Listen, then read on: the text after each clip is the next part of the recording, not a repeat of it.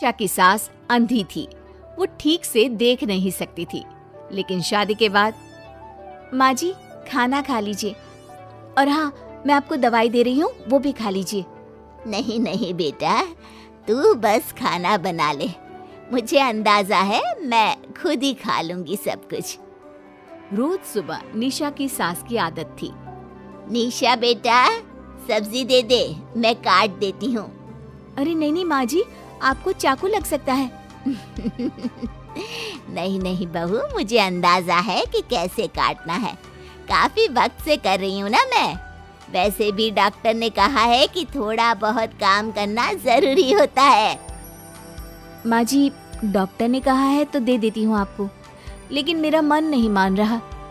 अरे बहू, काम नहीं करूँगी तो कैसे चलेगा, बिल्कुल ही अपाहिज हो जाऊंगी। निशा सास को वो जो काम बोलती वो करने दे देती है।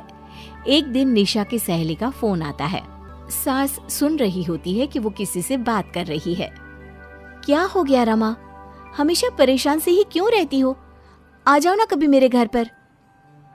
अरे नहीं रे, तुझे परेशान नहीं करना चाहती हूँ। मैं जानती हूँ तेरी सास अंधी है। अरे कैसे मैनेज करती होगी तू अकेले? मेरे घर में मेरी सास कोई काम नहीं करती। मैंने तो इनको साफ कह दिया है कि काम करेंगी तो ठीक है, नहीं तो इन्हें वृद्धाश्रम छोड़ आऊंगी।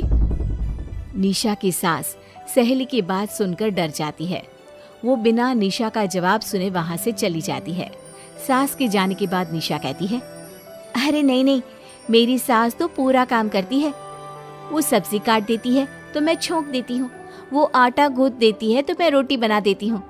अरे माँ जी तो झाड़ू भी इतना अच्छा लगाती है कि किसी को लगे ही नहीं कि किसी अंधे इंसान ने झाड़ू लगाया होगा।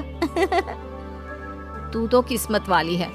अरे मेरी सास के तो सारे अंग ठीक होने के बाद भी मगरमच्छ की तरह पसरी रहती है, सारा दिन सारी रात। अरे पता नहीं बुढ़िया को इतनी नींद आती भी कैसे है। खैर, वक्त बीतता है और एक दिन निशा मोहल्ले में पति के साथ जा रही होती है कि सास की सहेली मिल जाती है। अरे आंटी कैसी हैं आप? कहाँ जा रही हैं? तुम लोगों के घर ही जा रही हूँ बेटा, तेरी माँ ने बुलाया है, कह रही थी बहुत जरूरी काम है। वैसे तुम लोग कहाँ जा रहे हो? हम मेरे मायके जा रहे हैं। अच्छा, आप मम्मी जी के पास रहेंगी तो हम लोगों को कोई चिंता भी नहीं होगी। बेटा बहू चले जाते हैं। सहेली निशा के घर में जैसे ही घुसती है, उसकी सास कहती है, आ गई रीना, जब से अंधी हो गई हूँ तू तो आती ही नहीं घर। अरे क्या बताऊं सीमा, तेरा तो मुझे कुछ समझ में ही नहीं आया।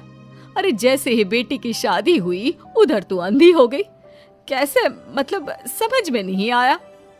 सास जोर जोर से हंसती है। अरे पागल हो गई है क्या? किसी अच्छे डॉक्टर को दिखाना, ठीक हो जाएगी। मन नहीं करता क्या दुनिया देखने का? कल को पोता पोती होंगे, उन्हें कौन खिलाएगा? तेरी भी तो बहू आई है, तेरे भी तो बेटे को बच्चा हुआ, कितना खिला लिया तूने।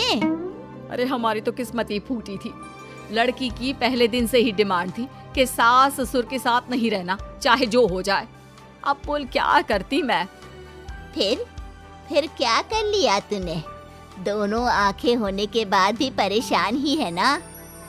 हाँ, पर चल कम से कम दुनिया देख तो रही हूँ ना, तेरी तरह अंधी तो नहीं हो गई। निशा की सास शांत हो जाती है। उनकी आंख से आंसू गिरने लगते हैं। अरे अरे रो मत, क्यों रो रही है? वैसे भी दुनिया में ऐसा कुछ नहीं है कि जो देखा जाए। चालाक बहुएं और ऊपर से वो बेटे जिन्हें बचपन से सीने से चिपका कर पाला, वो भी बीवियों के कहने पर माँ से लड़ पड़ते हैं। तेरी गुलाबी रंग की साड़ी बहुत अच्छी लग रही है, और ये जो चश्मे का फ्रेम है ना, जच रहा है तुझ पर। सहेली शांत हो जाती है। मतलब तू अंधी नहीं है, तू देख सकती है। हाँ, तू मेरी सबसे खास सहेली है, इसलिए बता रही हूँ। मैं ठीक हूँ, बिल्कुल ठीक। अरे तो फिर अंधी होने का नाटक क्यों कर रही है? दुनिया देख ली है मैंने, देखा है मैंने कैसे सास को देखकर बहुएं रंग बदलती है। मैं अपने बेटे के बिना नहीं रह सकती। पति का साया तो पहले ही उठ गया, बेटे को बहू ले गई तो क्या करूंगी, सारा काम कर देती हूँ, वो इसी में खुश है। सहेली निशा की सास को गले लगा लेती है। लेकिन झूठ बोलकर कब तक? अरे कब तक ऐसे रहेगी? थोड़ी ही देर में बाहर से बेटा बहू के आने की आवाज आती है। बस चुप कर, जो मैं कर रही हूँ बस साथ दे मेरा, नहीं तो। बहू घर पर आती है। सामने 2 कप में चाय, शादी की एल्बम और कुछ खाने पीने का सामान रखा था। माँ जी, कुछ खाया आपने? खाना क्या है बहू, बस चाय पी है। सब्जी दे दे, मैं काट देती हूँ, रात के खाने की तैयारी हो जाएगी। अरे नहीं माँ जी, मैं खाना बना लूंगी, आप आंटी के साथ बैठिए ना। बहू सारा खाना बनाकर सास को आवाज देती है और सभी बैठकर खाना खाते हैं।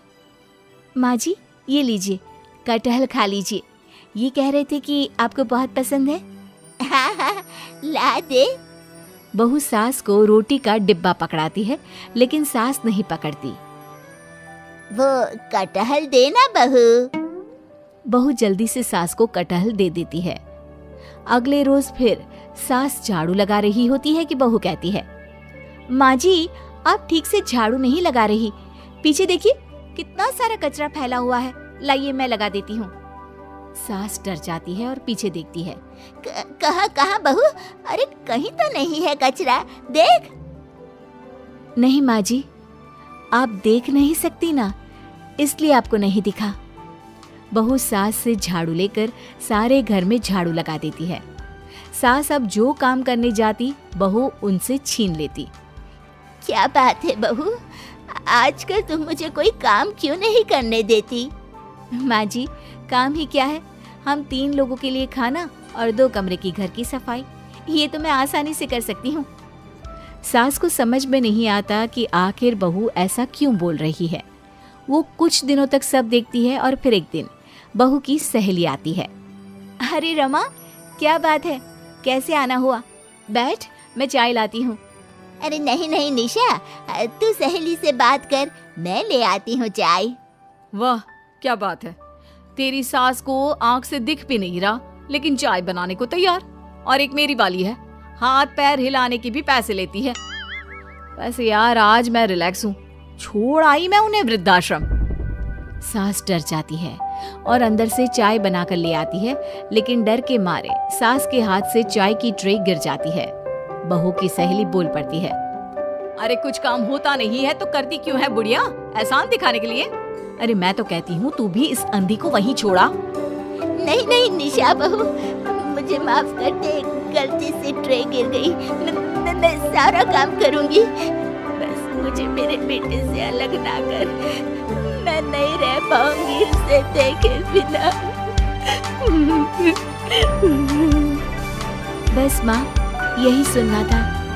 आप देख सकती हैं, फिर भी डर के मारे जो नाटक आपने अंधी होने का खेला, मैं उसे खत्म करना चाहती थी। माँ जी, आप घर की बड़ी हैं, मेरे पति की माँ है, मेरे लिए आपकी जगह भगवान से कम नहीं।